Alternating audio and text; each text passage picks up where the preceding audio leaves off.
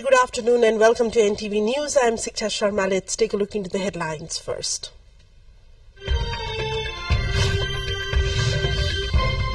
House of Representatives meeting underway. Electricity trade bill being tabled for consideration in the session today.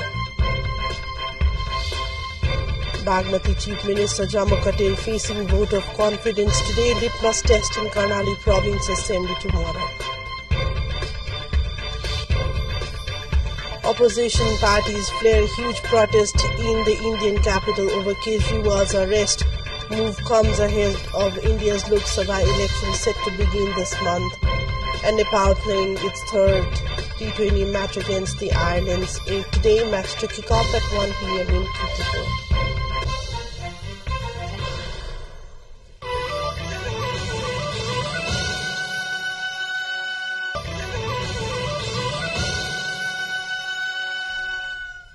Welcome back to NTV News. We take a look into news in detail now. The meeting of House of Representatives is underway. The Electricity Trade Bill 2080 that originated from the National Assembly is scheduled to be tabled in today's session. As per the schedule published by the Parliament Secretariat, Minister for Industry, Commerce and Supply Damodar Bhandari will table the proposal seeking consideration on the bill. Also in today's session, Speaker Devraj Kimire will make the announcement of the letter received from the President's office concerning the authentication of bills. Bagmati Province Chief Minister Shaligram Jamar Patel is set to take a vote of confidence from the Provincial Assembly for the third time. He has prepared for this by allowing Sharnindraman Bajracharya, the leader of the Hamro Nepali Party's parliamentary party, to participate in the government. The constitutional system requires a vote of confidence within 30 days if a party withdraws its support. Jamar Patel, who was appointed in 2022, received over two-thirds of the Provincial Assembly's MPs' votes. In the new power equation in Bagmati, UML has 27 seats, Maoist Centre has 21, Unified Socialist has 7, and the Hamro Nepali Party has 2 seats. In the 110-member Bagmati Provincial Assembly, the Chief Minister needs 56 votes to get a vote of confidence. Meanwhile, Chief Minister of Karnali Province Rajkumar Sharma is seeking a vote of confidence from the Province Assembly on 2nd of April, that is tomorrow. Although the top brass of the major parties in the coalition are yet to come to a consensus over province leadership, the Chief Minister will be preparing to seek the vote. The CP and Maoist Centre is adamant over continuing the current leadership, while CP and UML says it should be given to the lead the province in this scenario. The Chief Minister, without any consultation with the CP and UML, has decided to go ahead with a vote of confidence. Although the two parties had agreed to lead the province by turns, they could not come to a consensus over who gets the position first. In the 40-member Province Assembly, Nepali Congress has 14, CP and Maoist Centre 13, CP and UML 10, and 1 each from RPP, CP and Unified Socialist, and 1 independent lawmaker. And let's take a look into a short break here. More news follows up on the other side. To stay with us.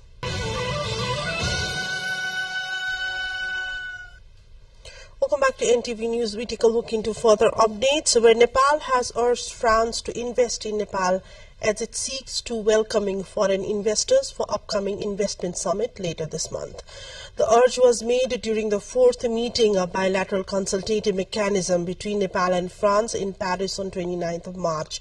Joint Secretary at the Ministry of Foreign Affairs of Nepal, Garish Prasad Dhakal, led the Nepali side during the meeting, while Director of Oceania, Ministry of Europe and Foreign Affairs of France, Benoit Gaide, led the French side.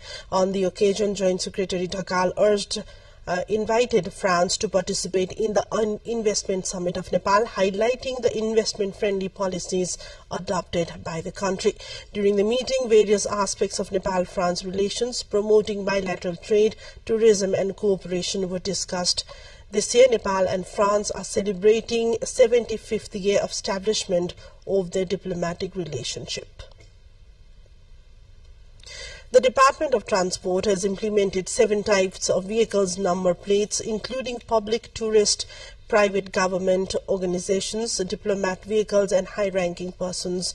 However, due to lack of uniformity, it is difficult to identify the vehicles.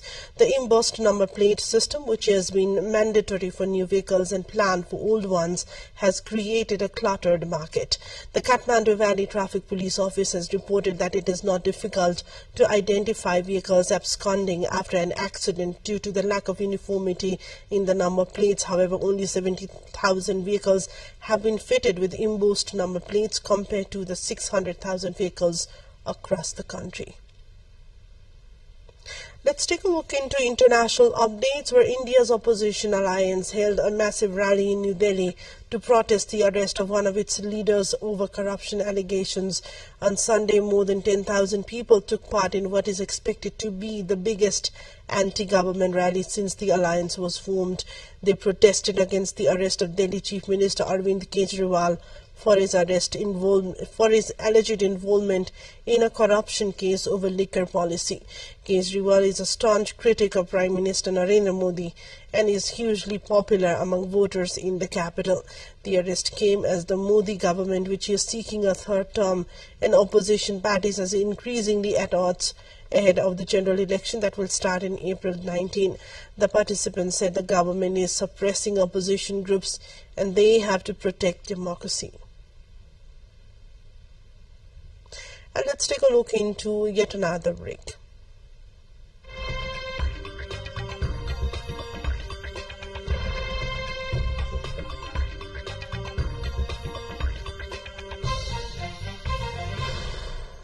Tens of thousands of people across Israel joined the families of hostages this weekend to protest against the government and call for the removal of Benjamin Netanyahu as the Israeli Prime Minister grappled with one of the most serious threats yet to his coalition.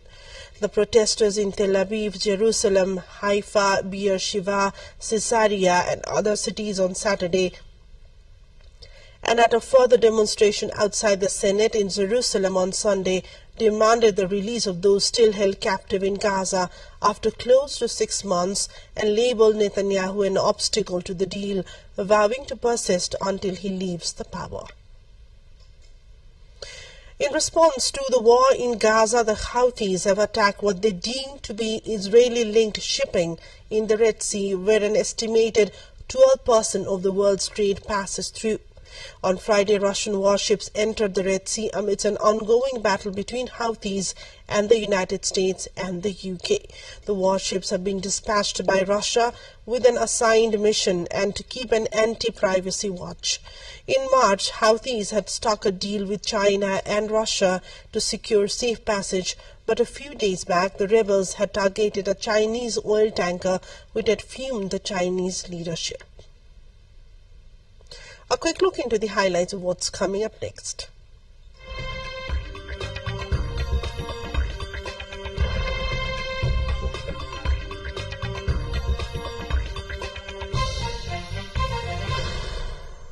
A town in France has been partially submerged after heavy rain caused a river to overflow. Footage taken on the weekend showed major flooding in Montmorillon in southeastern France, with water flowing across its high streets and outside the homes. Local authorities issued flood warnings in the region and said more than 100 firefighters and armed forces personnel were on hand to help residents on Sunday. They added over 350 people had called emergency services since the flooding started. Around 30 homes were evacuated, they said, with over a dozen roads closed due to the floods there. Time now we take a look into sports update.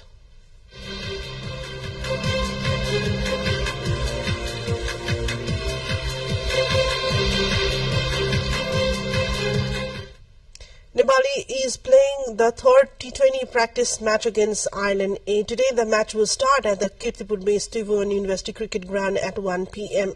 Nepal suffered defeats in all the matches played earlier and lost the title of this series. Nepal A had lost to Ireland by Ireland A by 21 runs in the first match and 40 runs in the second. Nepali team could not register win in the first match on Friday despite century from Lokesh Bam. Chasing the target of 223 runs presented by Ireland, Nepal was limited to 201 runs at the loss of all wickets in 19.3 overs. In the second warm-up match held on Saturday, Ireland A set a target of 225 runs to win against Nepal A. Nepal A could score only 184, losing all wickets in 17.5 overs. Nepal A lost the series against Ireland A due to its inability of middle order and lower order batters to play well. Nepal A is scheduled to play a 3-match ODI series against Ireland A from Wednesday. And that was the wrap-up from the sports front. We take a look into the headline as a reminder of the top stories.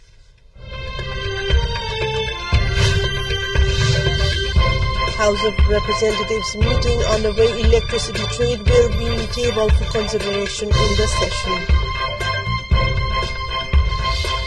Bagmati Chief Minister Jama Patel facing vote of confidence today. Litmus test in Karnali Province Assembly tomorrow.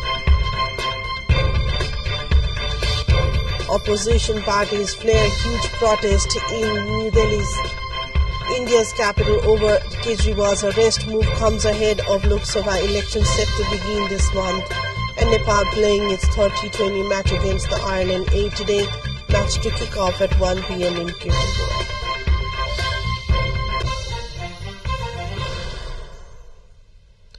That's all for now. Thanks for watching. Have a great day ahead and namaste.